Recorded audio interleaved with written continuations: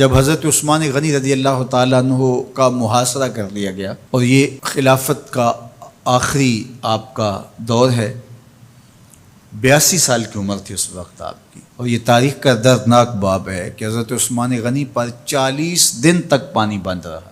وہ ایک منصوبہ تھا، 3 لوگ 3 مختلف شہروں سے چلے، مصر سے، کوفے سے اور بصرے سے، 1,000 آدمی لے کر کے، اور مدینہ المنورہ میں پہنچ کر کے حضرت علی المرتضیٰ سے ملے، ام المومنین سیدہ عائشہ سے ملے، کبار اصحاب سے ملے۔ تو جو انہوں نے کہا تو انہوں نے ان کو کہا کہ نہیں، ایسی کوئی بات نہیں، فہمائش کر کے واپس بھیج دیا۔ حضرت عثمان غنی رضی اللہ تعالیٰ عنہ پر اقربا پروری کا الزام عائد کیا تھا، تو انہوں نے کہا کہ کوئی ایسی بات نہیں ہے۔ پھر یہ تھا کہ آپ نے کم عمر گورنر، کم عمر لوگ مقرر کیے، تو حضرت عثمان نے کہا کہ حضرت اسامہ بھی تو کم عمر تھے، حضور نے ان کو اگر مقرر کیا ہے تو یہ تو مثال ہمارے سامنے موجود ہے، لیکن یہ ایک منصوبہ تھا، اس منصوبے کے تحت یہ 3 جگہوں سے لوگ آئے تھے۔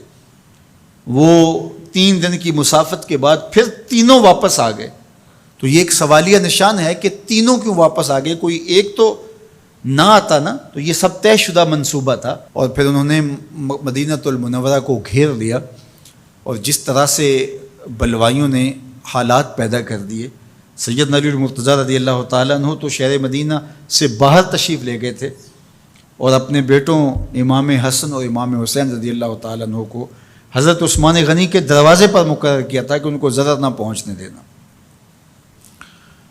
اب 700 صحابہ اجازت طلب کر رہے ہیں کہ آپ ان بلوائیوں سے نپٹنے کا میں جو ہے وہ اجازت نامہ مرحمت کریں، اور بہت سارے لوگ تو حج پہ جا چکے ہیں۔ 18 ذی الحج کا واقعہ ہے جب آپ کی شہادت ہوتی ہے، تو وہ حج پہ جا چکے ہیں، تو جو یہاں موجود ہیں وہ اجازت طلب کر رہے ہیں، لیکن حضرت عثمان غنی رضی اللہ تعالیٰ عنہ نے کہا کہ نہیں، میں ایسی اجازت نہیں دوں گا۔ رسول اللہ صلی اللہ علیہ وسلم کا حرم شہر مدینہ لوگوں کے خون سے لالازار ہو، یہ میں اس کو گوارا نہیں کرتا۔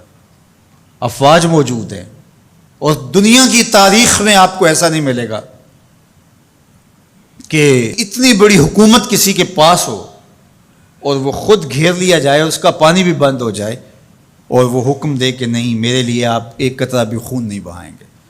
بلکہ آپ کے غلاموں نے جب تلواریں اٹھا لی تو آپ نے فرمایا کہ میرا حکم ہے کہ تم تلواریں نیچے رکھو، بلکہ میں تمہیں یہ آفر دیتا ہوں کہ جو غلام لڑے گا نہیں اور یہ میرے سے عہد کرتا ہے وہ آزاد ہے۔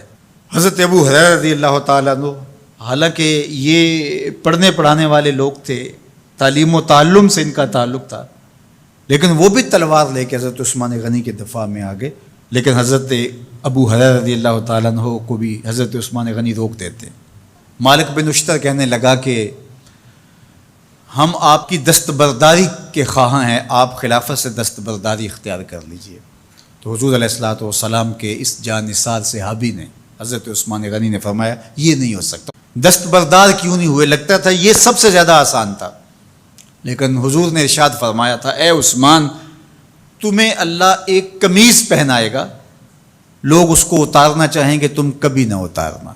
تو اس سے مراد خلافت کی قمیض ہے، اور ان کی شہادت کی خبر بھی اللہ کے محبوب علیہ السلام نے دی تھی، اور اگر آپ دستبردار ہو جاتے تو یہ ایک کھلونا بن جاتا، بازیچہ بن جاتی خلافت۔ چند آدمیوں کے پریشر سے خلافت سے دستبرداری کرنا پڑتی۔ اچھا، ایک یہ سوال بھی پیدا ہوتا ہے، چند باغی تھے، ان کو کس طرح کچل دیا جاتا؟ لیکن حضرت عثمان غنی یہ نہیں چاہتے تھے۔ ایک تو یہ کہ مدینے کی حرمت پامال نہ ہو، اور دوسرا پورے عالم اسلام کو آگ لگانے کا جو منصوبہ تھا، 3 مختلف شہروں سے 1,000 آدمی لایا گیا ایک منصوبے کے تحت، اور انہیں لاشیں چاہیے تھیں، اور جو ان کے پیچھے کام کر رہے تھے نادیدہ ہاتھ، ان کا منصوبہ یہ تھا کہ یہاں سے مختلف سمتوں میں، یہ تینوں شہر مختلف سمتوں میں تھے، تینوں سمتوں میں جب لاشیں جائیں گی تو پورے عالم اسلام کو ہم جو ہے وہ خانہ جنگی کی آگ میں دھکیل سکیں گے۔ تو حضرت عثمان غنی ان سازشوں سے آگاہ تھے، تو سب سے اہون اور آسان یہ تھا کہ قربانی پیش کر دی جائے، اور پھر انہوں نے سن بھی رکھا تھا کہ 2 شہید ہیں، شہید تو انہوں نے بہرحال ہونا ہے، تو لہٰذا میں خلافت سے دستبردار بھی نہیں ہوں گا، اور شہر مدینہ کی حرمت بھی پامال نہیں ہونے دوں گا۔ اور تیسری بات یہ ہے کہ میں خود مظلوم شہید کر دیا جاؤں، تو آپ نے یہ گوارا کر لیا۔ تو 18 ذوالحج تھا، جمعہ کا ہی دن تھا، اور حضرت عثمان غنی رضی اللہ تعالیٰ عنہ روزے سے تھے، عصر کا وقت تھا، قرآن مجید کی تلاوت کر رہے تھے۔ حضرت امام حسن، امام حسین اور حضرت عبداللہ بن زبیر اور دیگر لوگ آپ کے دروازے پہ پہرا دے رہے تھے، لیکن باغی پچھلے گھر سے دیوار پھلانگ کے آپ کے گھر میں داخل ہوئے اور تلوار سے وار کیا۔ آپ کی زوجہ حضرت نائلہ آگے بڑھیں اور ہاتھ سے روکنا چاہا، آپ کی انگلیاں کٹ گئیں۔ پھر دوسرا وار کیا تو حضرت عثمان غنی رضی اللہ تعالیٰ عنہ کا دایاں ہاتھ کٹ کے گر گیا۔ حضرت عثمان غنی رضی اللہ تعالیٰ عنہ نے افسوس کیا اور کہا کہ تم نے وہ ہاتھ کاٹ دیا جس سے میں وحی کی کتابت کیا کرتا تھا۔ پھر اس کے بعد آپ پر 9 وار کیے گئے اور آپ کو شہید کر دیا گیا، اور آپ کا خون قرآن مجید پڑھتے ہوئے اس آیت پہ گرا، فَسَيَكْفِيكَهُمُ اللَّهُ وَهُوَ السَّمِيعُ الْعَلِيمُ۔ تو حضرت عثمان غنی رضی اللہ تعالیٰ عنہ مظلوم شہید کیے گئے، بھوکے اور پیاسے شہید کیے گئے، ظلماً شہید کیے گئے۔ حضرت عبداللہ بن عمر رضی اللہ تعالیٰ عنہ فرماتے ہیں کہ حضور فتنوں کا ذکر کر رہے تھے کہ فتنے ہوں گے، بہت بڑے فتنے ہوں گے۔ تو ایک شخص نے چادر اوڑھی ہوئی تھی اور وہ مجلس واعظ کے قریب سے گزرا جہاں حضور کچھ ارشاد فرما رہے تھے، تو آقا کریم نے اشارہ کر کے کہا اس دن یہ شخص حق پہ ہوگا۔ عبداللہ بن عمر کہتے ہیں کہ میں اٹھا اور جا کے دیکھا تو وہ حضرت عثمان تھے۔ تو میں نے حضرت عثمان کے چہرے کو پکڑ کے تھوڑا سا حضور کی جانب کیا اور میں نے کہا حاضہ حضور، یہ اللہ کے محبوب فرمایا ہاں یہی، جب فتنے ہوں گے تو فرمایا یہ حق پہ ہوگا۔ تو حضرت عثمان غنی رضی اللہ تعالیٰ عنہ حق کی راہوں کے مسافر، جنہیں حضور کی زبان سے شہید کہا گیا، اور شہید کسی کا انجام ہوتا ہے، تو حضور نے فرمایا یہ شہید ہوگا۔ شہید وہی ہوتا ہے جو بحالت ایمان اس دنیا سے راہ خدا میں اپنی جان قربان کرے۔ فرمایا فَإِنَّمَا عَلَيْكَ نَبِيٌّ وَصِدِّيقٌ وَشَهِيدَانِ، اے پہاڑ رک جا، تو جانتا نہیں تیرے اوپر اللہ کا ایک نبی ہے، ایک صدیق ہے اور 2 شہید ہیں۔ تو حضرت عثمان غنی رضی اللہ تعالیٰ عنہ عظمتوں کے مینار، اللہ اکبر۔ تو یہ حضرت عثمان غنی رضی اللہ تعالیٰ عنہ کا یہ کارنامہ تھا کہ آپ نے اپنی جان پیش کر کے امت کو جو ہے وہ فتنوں سے محفوظ کر لیا اور امت کو بچا لیا۔ حضرت عثمان غنی رضی اللہ تعالیٰ عنہ پہ کروڑوں رحمتیں، کروڑوں سلام۔ ہم آپ کی عظمت کو سلام پیش کرتے ہیں، عقیدتوں کا خراج پیش کرتے ہیں۔ حضور کی خدمت میں ایک جنازہ لایا گیا اور حضور سے عرض کی گئی حضور اس شخص کا جنازہ پڑھا دیجئے، تو حضور نے انکار کر دیا، کہا میں جنازہ نہیں پڑھاؤں گا۔ تو صحابہ نے عرض کیا یا رسول اللہ، کبھی ماضی میں ایسا نہیں ہوا، جب بھی کوئی جنازہ لایا جاتا ہے تو آپ جنازہ پڑھا دیتے ہیں اور آپ نے آج انکار کر دیا ہے؟ تو فرمایا یہ شخص میرے عثمان سے بغض رکھتا تھا اور اس کو اللہ نے بھی اپنی رحمتوں سے محروم کر دیا ہے۔ حضور نے اس شخص کا جنازہ نہیں پڑھایا جو مبغض عثمان غنی رضی اللہ تعالی عنہ۔ تو اب آپ اندازہ کیجئے وہ کتنا بدبخت شخص ہے جو حضرت عثمان سے بغض اور دشمنی رکھتا ہے۔